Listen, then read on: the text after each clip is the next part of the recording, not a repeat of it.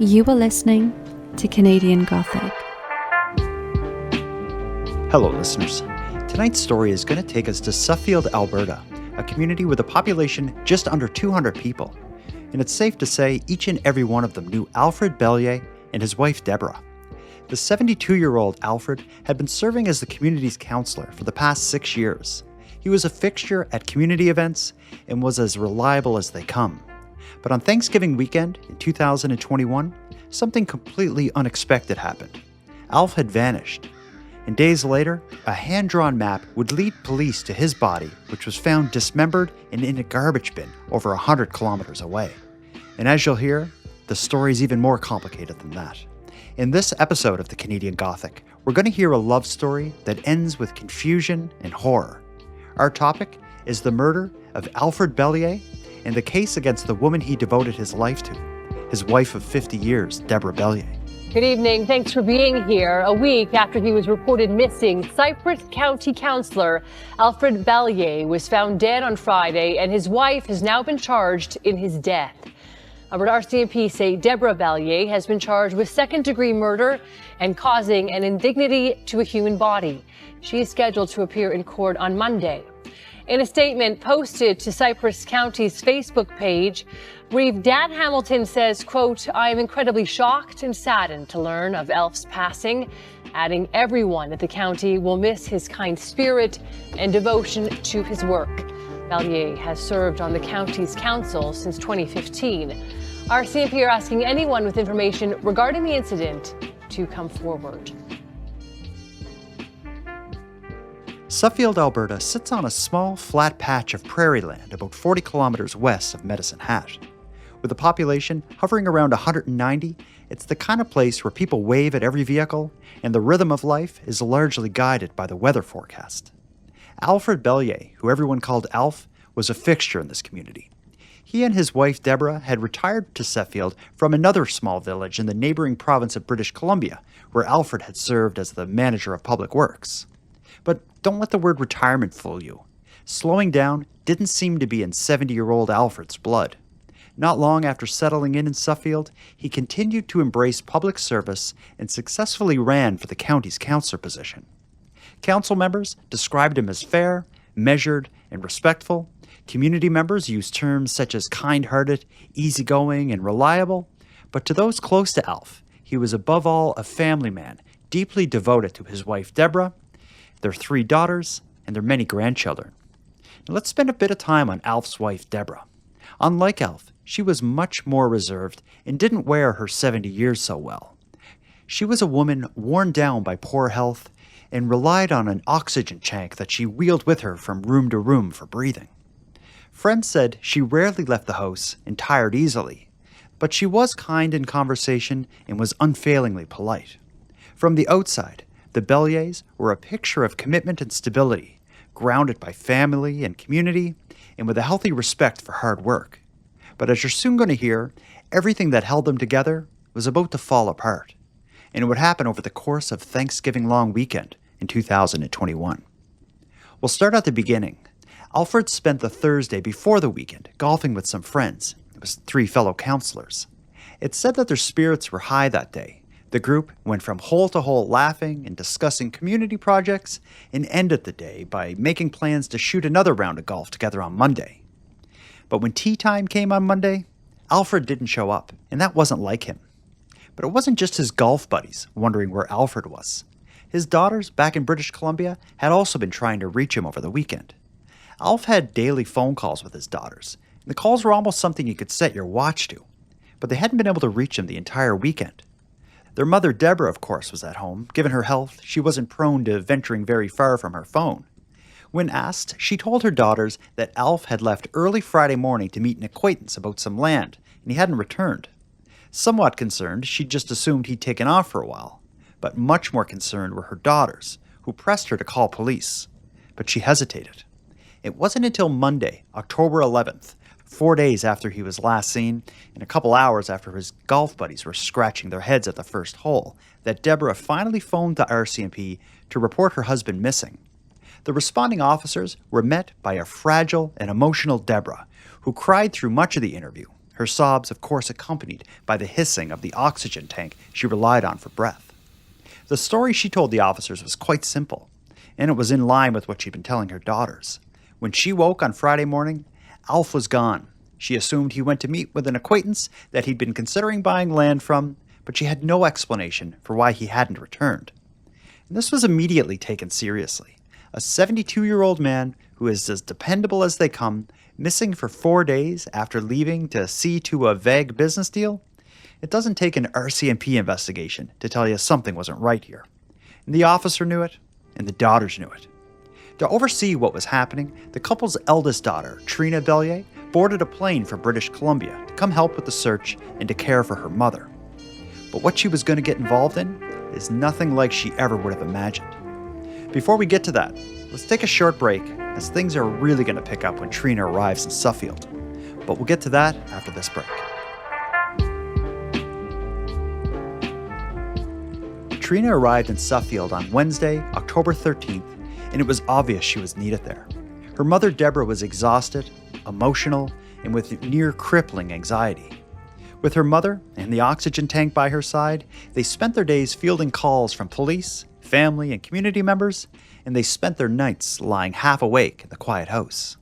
It was during the second sleepless night that the investigation into Alfred's disappearance would be blown wide open, and it would happen in the most unexpected way. In the early morning hours of Friday, October 15th, Trina and her mother were both having trouble sleeping, so they decided to sit together in the living room. At some point later, Trina drifted off to sleep in the recliner, and at some point even later than that, her eyes briefly peeled open just wide enough to see her mother seated at the kitchen table. The hiss of the oxygen tank was now accompanied by a gentle scratching. Deborah was at the table with her head down, scribbling something onto paper. It wasn't the kind of scene that would wake you up, and as such, Trina drifted back into sleep. When she next woke, she was alone in the living room. Deborah must have put herself back to bed, but she left something behind. Sitting on the table was what her mother had been working on. It was a letter addressed to Trina and her sisters, and it began with love.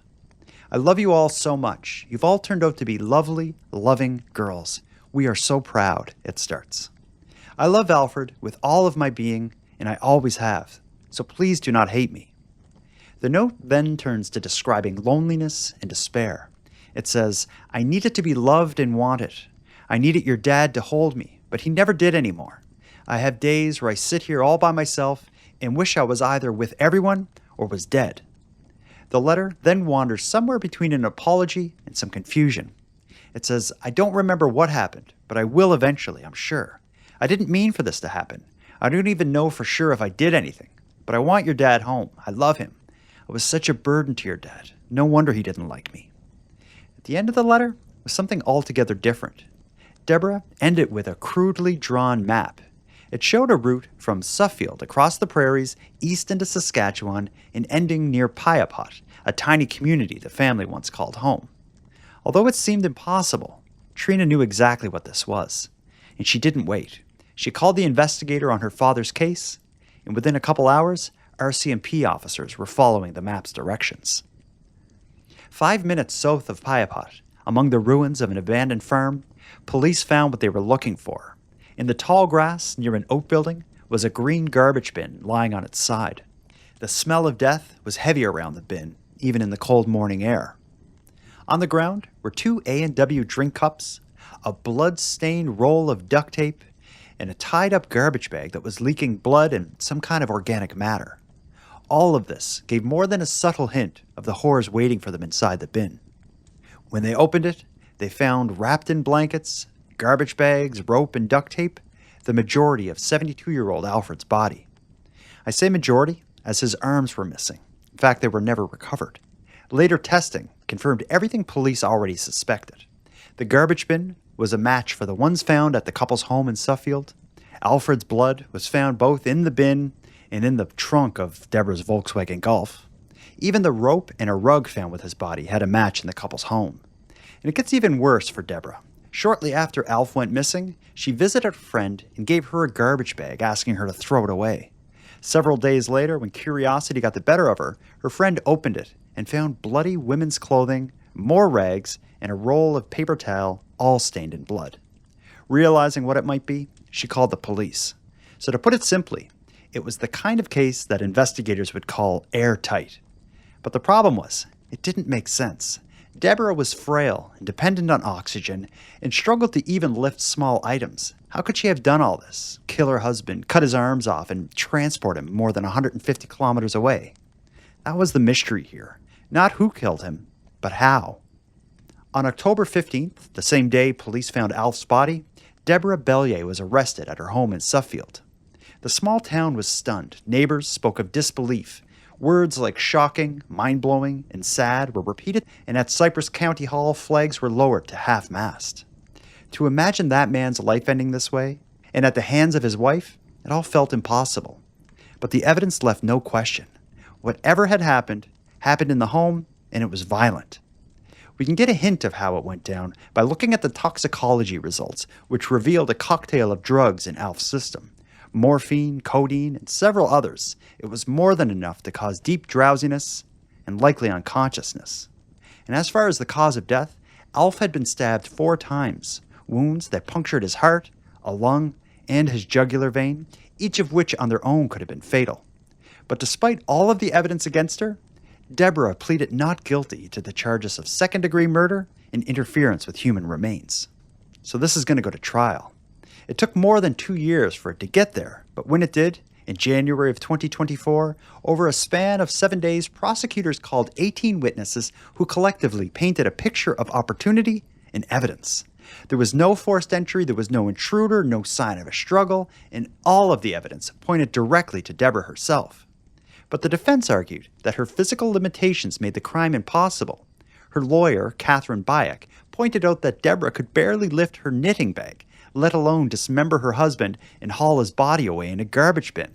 And as far as the letter and that map, they claimed that they were the ramblings of a confused woman who had dreamt of her old home in Payapot, and it was all just a coincidence, not a confession.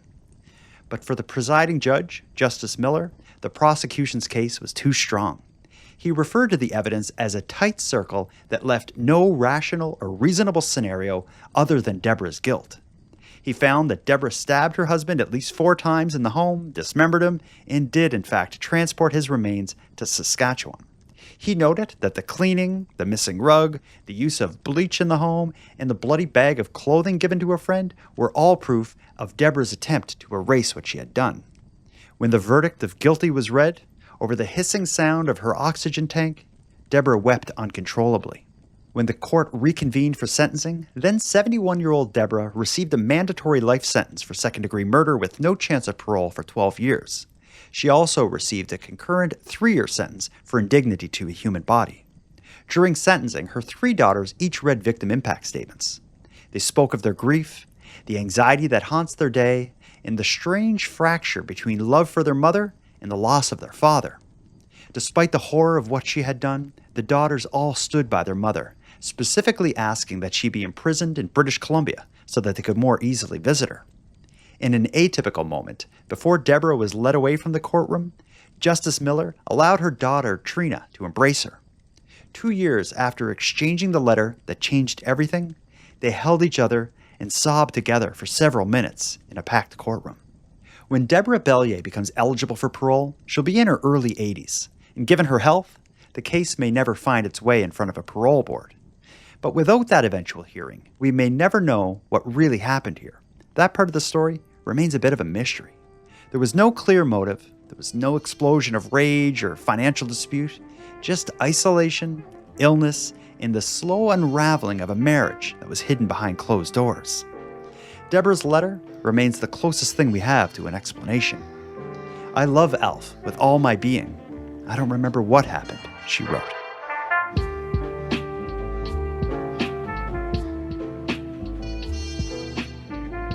I want to thank you for joining me here on the Canadian Gothic. I'd like to send my deepest condolences to everyone affected by this tragic story. It seems the world needs more people like Alfred Belyea, a family man committed to public service, but to have him taken in such a horrific and complicated way just seems so unfair. Now, with that said, I'm going to start wrapping up this episode, but before I do, let me end with some thanks. First, a big thanks to Linz from the Dystopian Simulation podcast for providing my intro and outro voiceovers, and Monty Datta, who provides the music for this show. Then, lastly, but most importantly, a massive thank you goes out to each and every one of you listening, as without your interest and your support, the Canadian Gothic would be as pointless as it would be impossible. Now, on the topic of support, let me thank the newest subscribers to the premium feed. Vanessa, Nick, and Jeremy, thank you for going premium.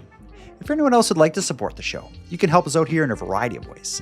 First of all, a premium feed subscription costs just a couple dollars a month, and that money will fund the creation of new episodes. But the premium feed will also give you those episodes 2 days early, give them to you ad-free, and give you access to a back catalog of episodes. If that sounds like something you're interested in, you can go premium at thecanadiangothic.com/subscribe.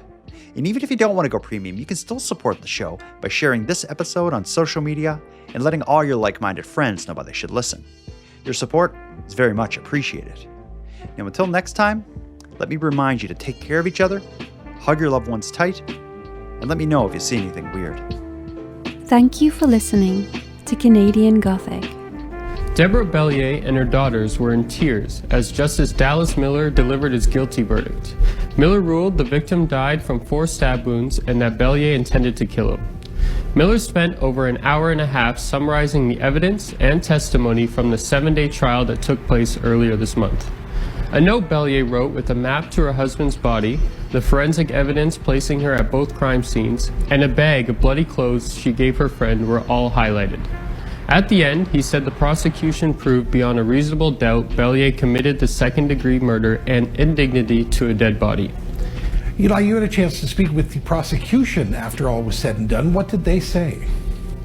Over a 7-day trial, the Crown called over a dozen witnesses. The defense did not call any to speak to Deborah Belyea's story and not guilty plea.